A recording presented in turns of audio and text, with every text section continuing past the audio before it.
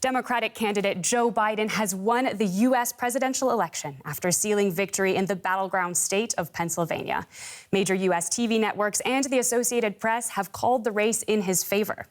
The 20 electoral votes Biden won in Pennsylvania have allowed him to surpass the 270 votes needed to win the election, according to projections by the Associated Press.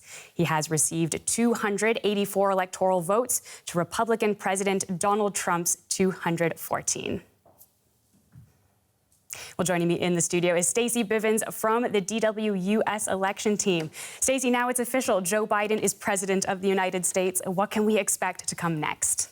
Well, let's just all try to take it in for a moment. This is very exciting, and we've been waiting for several days to get a result. But let's make no mistake, this has been a historic run. Joe Biden seemed like an unlikely candidate.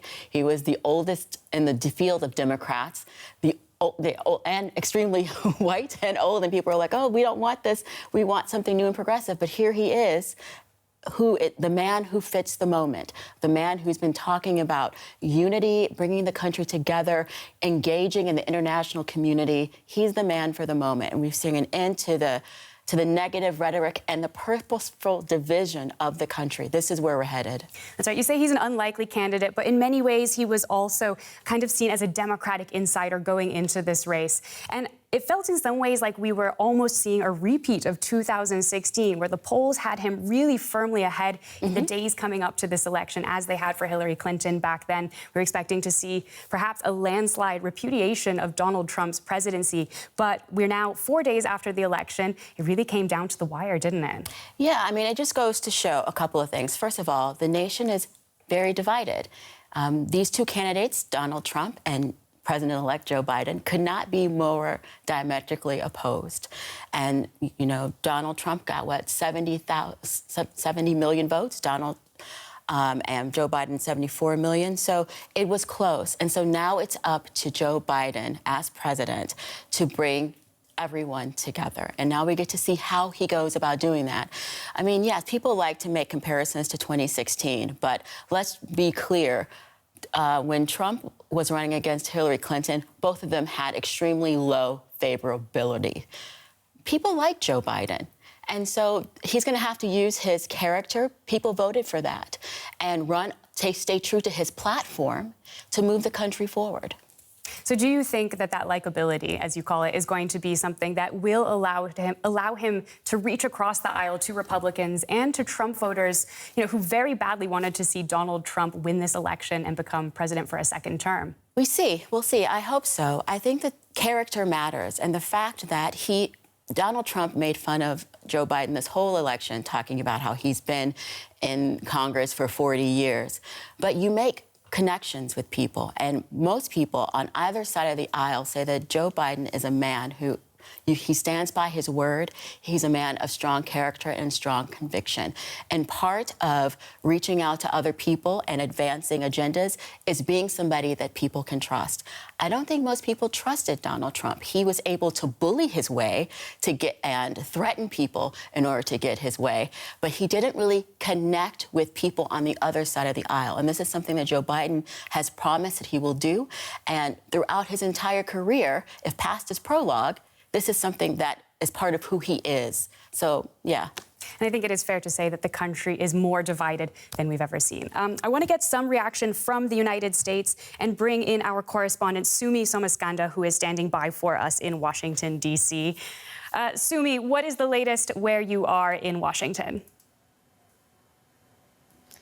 Well, as Stacey said, this really is an historic moment. You know, over the last few days, this excruciating wait, if you will, for the outcome here, a decisive outcome, we've been kind of inching towards this moment of being able to officially call Joe Biden president-elect, the 46th president of the U.S., and also to call Kamala Harris the vice president-elect. Let's not forget her in this. She's now the first black woman to take this position.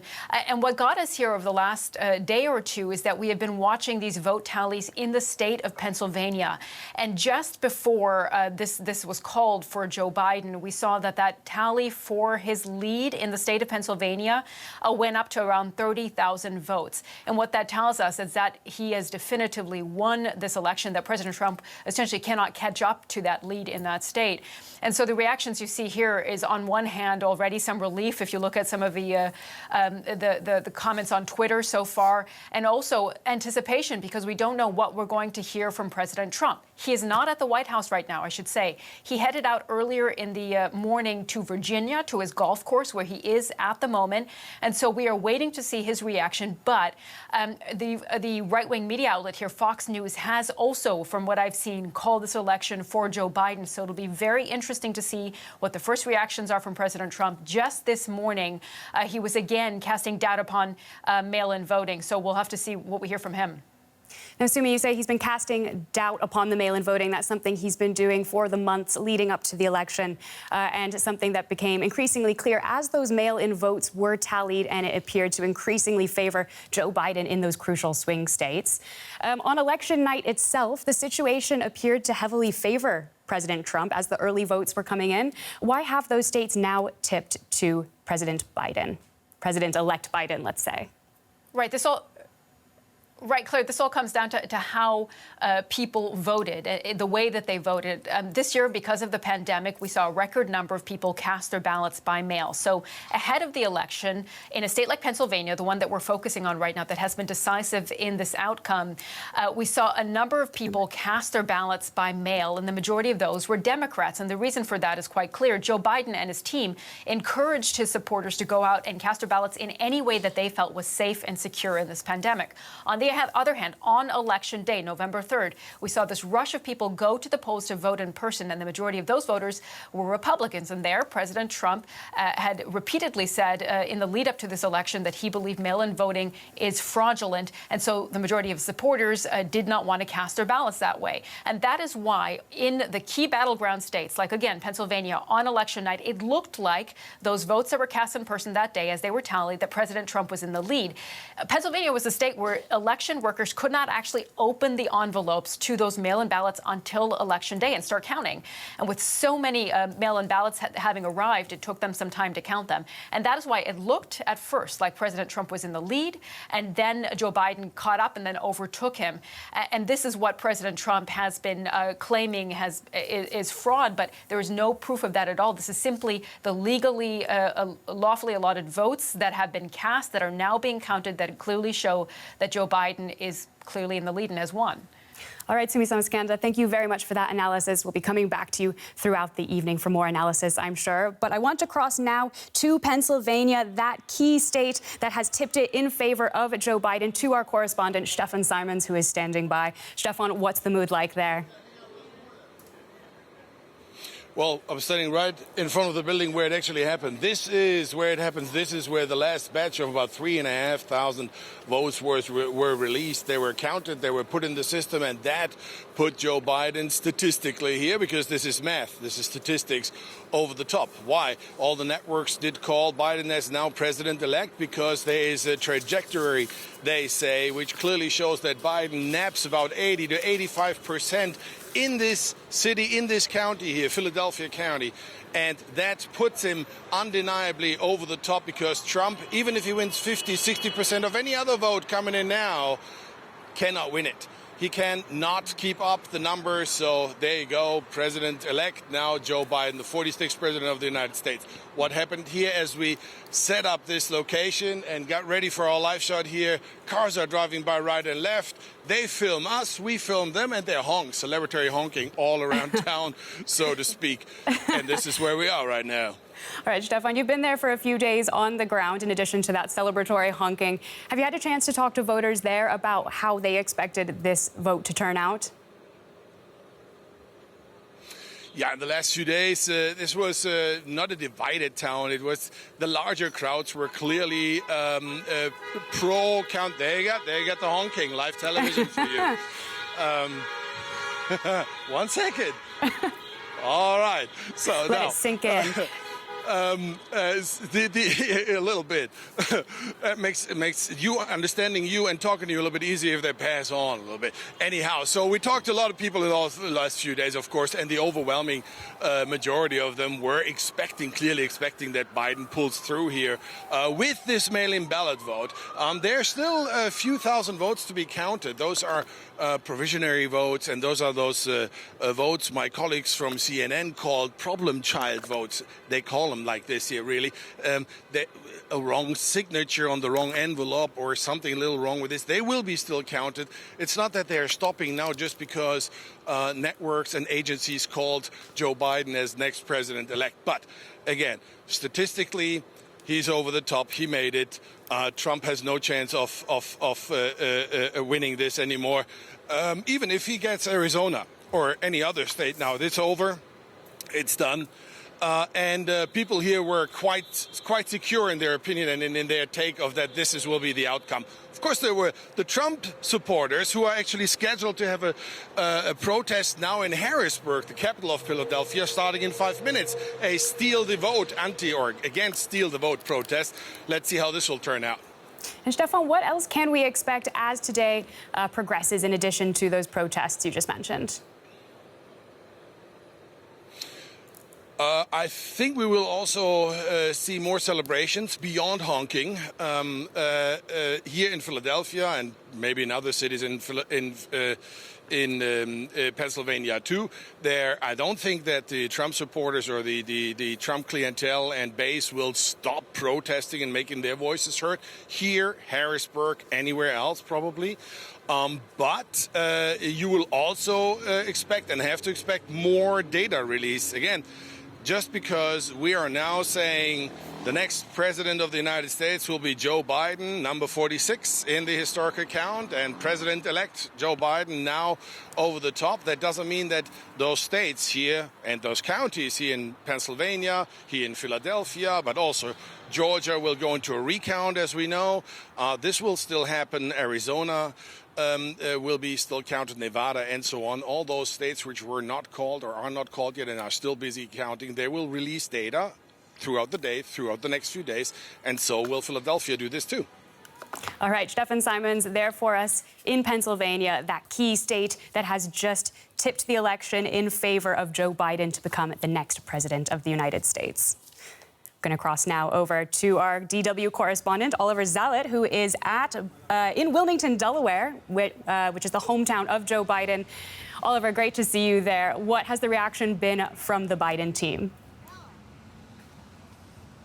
Well, there's so much celebration here unfolding as we speak. We're here at Joe Biden's headquarters, and the people have been waiting here for days for this very moment. And of course, Joe Biden himself, it's the third time he ran for president. He will be the oldest president in American history. But of course, it's now clear that he won this election. We're waiting for a big celebration here tonight. Fireworks are set up.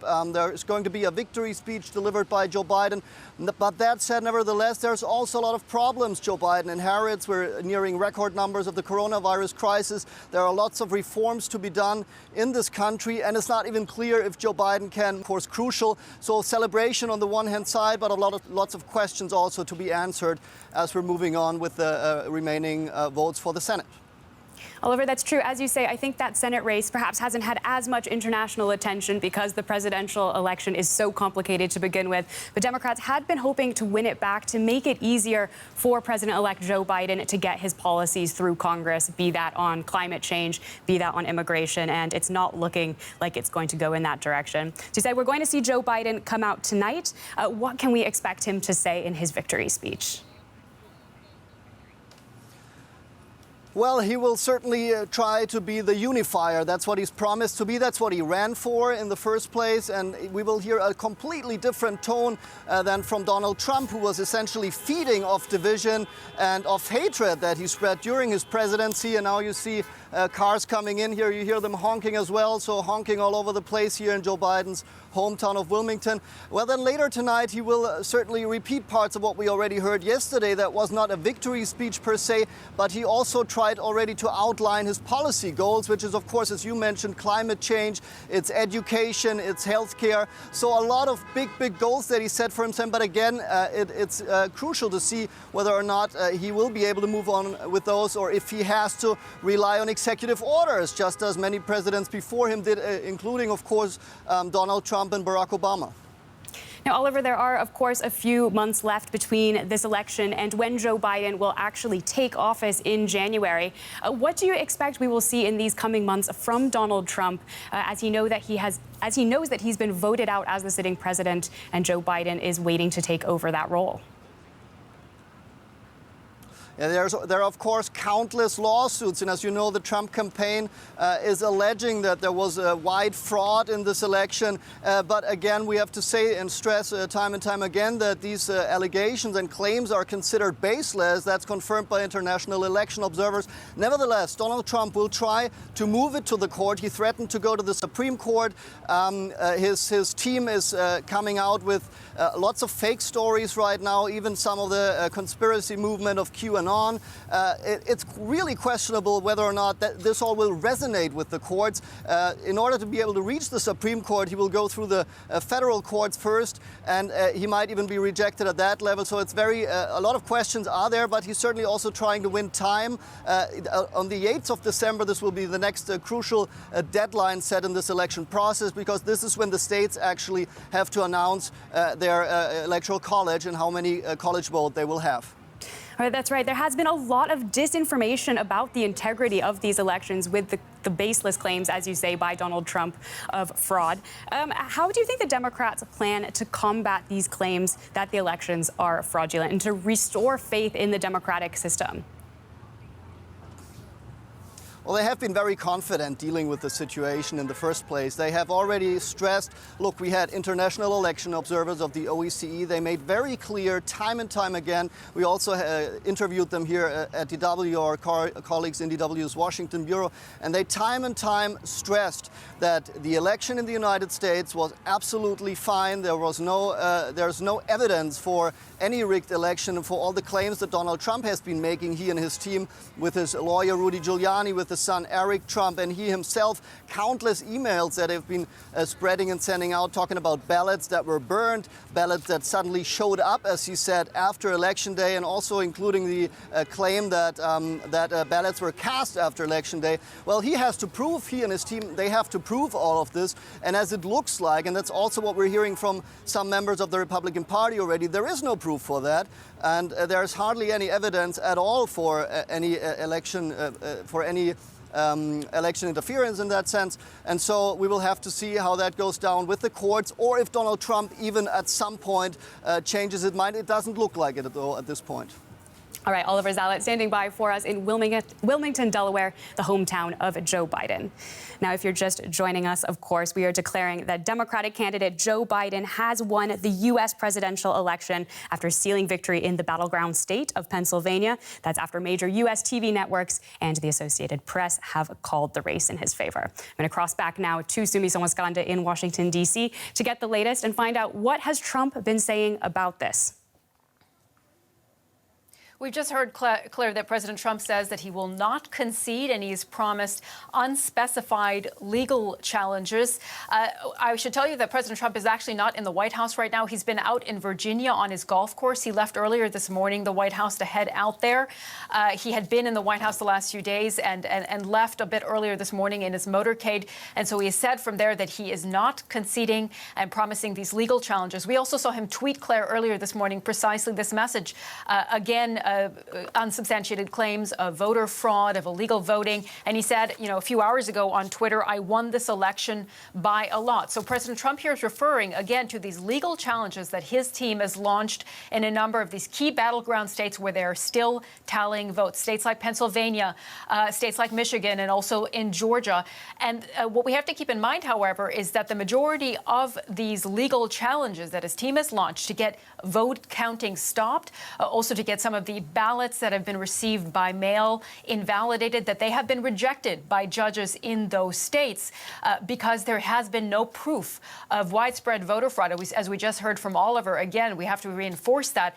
And so when President Trump is referring to these legal challenges, he is presumably talking about pushing these challenges forward. And yet there has been no success for his team until this point on that front. So we'll have to see what their strategy is going forward with these legal challenges, because they haven't been successful. It could be that they might try a new strategy. But the president, as we said, Claire, not conceding at this hour, saying he will continue his legal fight. Right, the Trump campaign not backing down. That's hardly surprising, given the messaging that we've seen from the president and his team in the months leading up to the election and in the days since Tuesday. But Sumi, are there other avenues that the president could pursue to really challenge this result? Well, what we've heard the president say is that he will take this directly to the Supreme Court. Those were his words, that he believes the Supreme Court itself should decide this election. The reality, however, Claire, is that there has to be some sort of legal basis for the Supreme Court to weigh in if it were to do so. And that legal basis would have to be the following: that President Trump's team would have to show some sort of proof that there has been voter fraud, that there have been massive errors, something that would give courts a reason to take up these legal challenges. And until now, that has not been the case, and those would be his avenues. So it does look like the window is closing in, if you will, on President Trump. And so it's not clear what his legal strategy would be. And indeed, we saw some reports yesterday that President Trump's legal team is wondering what they will do. And the president himself apparently is not happy with his lawyers because they feel like they're not fighting hard enough for him. But I just have to say once more, there doesn't appear to be any avenue here for the president to challenge these unless they are able to locate and identify actual claims of fraud, which we have not seen until now. All right, Sumi Somaskanda in Washington, D.C., thank you so much. We want to bring you some live pictures now from outside the White House in Washington, D.C., in Trump's last months in office there. You say he's out golfing now, but let's take a look at how Americans are turning out in response to that news. See if you can bring up some pictures there. There you have it. Look at that crowd. American flags waving, protesters out in the street, recording this moment. Surely a historic election, one for the history books. You can see those signs up on that fence that was erected outside of the White House. That's also something we've never seen in history. A sitting president build walls around the White House ahead of an election to show that they are afraid of the mass movements of people outside and worried about what would happen in the aftermath. But what we're seeing now looks like a joyous crowd. We'll be bringing you more live updates on this story, of course, throughout the night. If you are just joining us, Joe Biden has been projected to win the U.S. presidency. So with 99% of the votes in, Biden won 49.7 of those votes. Trump won 49.2. And with his victory in Pennsylvania, Joe Biden has passed the threshold of 270 electoral college votes needed to win the presidency. Well, Stacey, what are we to make of all this? Well, I mean, Maya Angelou, the American poet and civil rights activist, said, when somebody shows you who they are, believe them. Donald Trump has shown us who he is for the past 4 years. He has been divisive, he thrives on chaos, and he's back at it again. The very fact that he is trying to claw away at democracy as an American president is beyond disgusting. And are we going to see an end to that kind of behavior with Joe Biden in office? Is this going to be more of a traditional presidency that the world has become accustomed to from the United States? I believe so. I mean, if past his prologue, this has been how he's run his entire career as a politician, reaching across the aisle. His best friend was John McCain. He worked well with Mitch McConnell, even though they have very different views when it comes to policy. And he's repeatedly said again and again that if he was elected president, that he'd be the president for both red states and blue states. And he would legislate for people who, whether they voted for him or not, that he would try to bring the country together. And like I said, it's a shame that the president can't follow his lead. And in all of American history, there's never been a president who has not been able to first concede and second try to speak to his supporters, to thank them for what they've done, to assure them that, policies will still try to be in place because there are Senate people, there are House people that are from the Republican Party, and try to say, you know, look, this guy is the president of the United States. We are a unified country. He has not done that at all. This is unprecedented. That's right. And if you remember, the last time that a sitting president was beaten by his challenger was all the way back in 1992. That's almost 30 years ago, Yeah. if I'm doing my maths correctly. Yeah. And that was George W. Bush, if Yeah, you can it's believe true. it, Yeah. losing against Bill Clinton. Yeah. And, you know, after he lost, he came out, made a concession speech, and basically said, look, my opponent ran a great race, but now it is time to unite behind him because he is the president of the country. And as you say, we did see that in Biden's speeches that he's been making this week in asking for patience. He said that he wants to be a president not just for Democrats, but for for the everyone. people. But exactly, I think what you're touching on is really the key question here, is how Biden can really have an effective presidency, given how deeply divided the country is, given how this misinformation and how Trump supporters have come to loathe Democrats and vice versa in the United States. You mentioned that Biden does have a good relationship with some Republican lawmakers. Sometimes to his own detriment. Sometimes to his own, how so? Just because, you know, Democrats, they really want somebody who will fight for them wholly and focus solely on what their policy initiatives are. And Biden, throughout his career, has been willing to compromise, the big C word. And so, yeah, so he's taken some hits for doing that. But I would just have to say that aside from the Trump circus, that this is a monumental occasion and that Senator Kamala Harris, Vice President-elect, is the first woman to be in the White House. And with all of what's happening with Trump, I think that we need to take time to acknowledge what is happening here. This is historic. All of those little brown girls who felt like there was like this glass ceiling, not just in politics, but in regular life, now have a role model, and representation matters. She is the first woman of color, Black and South Asian descent. We need to honor that and respect that. There are so many people who marched on the streets who were fighting for the rights of Black people still in 2020. And we're not going to get any recourse from President Donald Trump. And now they see and feel that they have a chance with Joe Biden, and that needs to be recognized. The fact that Trump cannot be a gracious loser, he wasn't a gracious winner, but the fact that he is focusing more on himself instead of the institution of democracy, what can you say about that?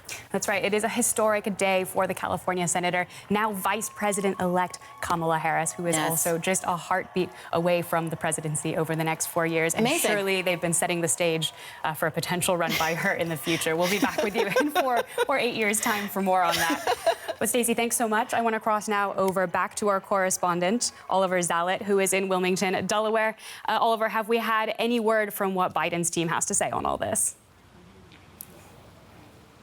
Well, the Biden team came out with a statement just a little while ago and really reiterating Biden's position that he wants to unite and to heal the nation. He wrote it's time to put anger and the harsh rhetoric of recent months and weeks aside, and of the last 4 years, of course, of the Trump administration. And that is what he was elected for. That is how he, that is his major argument, basically, that he put forward in his election campaign. And he might be the right person to unite the nation. He has a lot of credibility among blue-collar voters. He grew up here in Wilmington, born in Scranton, Pennsylvania, an industrial region, and he even experienced poverty in his childhood. So that gives him that sort of credibility that was also necessary to win back those important swing states of Wisconsin, Michigan, now also Pennsylvania. And with that credibility that he has, and with that acceptance among not only liberals but also the working class, he might really be the one that is actually able to now to unite and heal the country as he promised. All right, so a lot of talk about Joe Biden being able to reach across the aisle and connect with Republicans who may not have given such a sympathetic ear to some of the other people who are running for president as a Democrat. But Oliver, I want to ask you too, do you think Joe Biden is really able to reach out to the working class, which is traditionally the stronghold of the Democratic policy? Because we did see so many people that one might assume would traditionally be Democratic voters vote for Trump even in this election after 4 years of a Trump presidency. Well, he certainly has a lot of plans to help specifically this group. There's a minimum salary of $15 that he's planning to impose. He wants free college tuition for those who earn less than $125,000 per year. He also wants to help the Americans with health care. So there's a lot of plans. But of course, in the end, he knows that he needs the support of the Senate and he needs control of the Senate with the Democratic Party. And that's everything but sure at this moment. So it might be a very challenging presidency in spite of his victory. We'll have to see. We'll have to watch out for the Senate. We will also have to watch out for all the challenges else that he's facing. And we're just looking at the pandemic that we're seeing record numbers here right now again. All right, Oliver Zala in Wilmington, thank you very much for that. I want to cross back over now to Pennsylvania. That was the big prize that has appeared to push Biden over the edge toward the presidency, to become president-elect of the United States. I hear that honking again, Stefan. What's the mood like? Oh, well, I'm engulfed in a car horn honking symphony here passing us by. And I would love for my cameraman to just show you to the side of us. You see, we're not alone here. This is a convention center behind me. And there are colleagues from CNN and other networks right next to us. And we're all doing the same.